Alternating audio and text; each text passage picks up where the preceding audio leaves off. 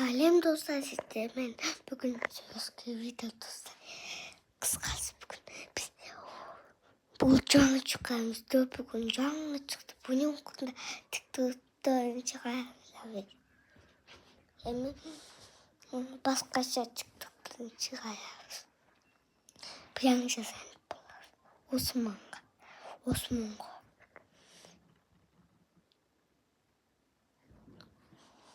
Osman planlayacağız. Ben tuvankımda 3 gün kaldı. Ama ben tuvankımda planlayacağım. Osman bebeğim kocam da. Postayımız gittik.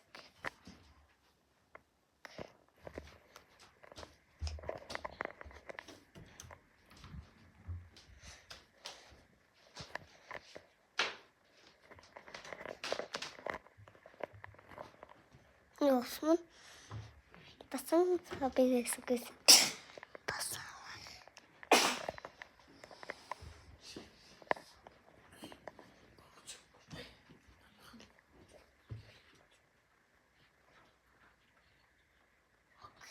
Bu çaysı.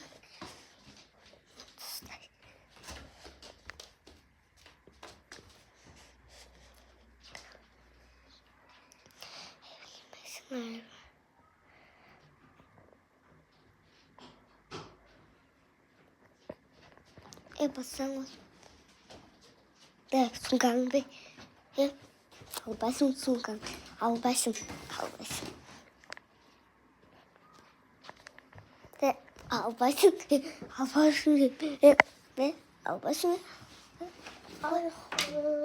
Ne geldi? Çok korktum. Usuna. Ve belakatın mı ne? Ama belakatın. Kaç sanki? Geldi. Ustaya göstereyim ben.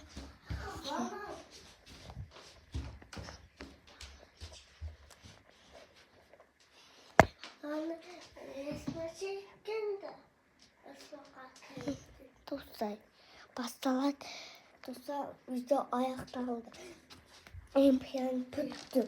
Hem like basıp kas bitti. Yazısı unut. Pas bitti. Yazısı unutmamışlar.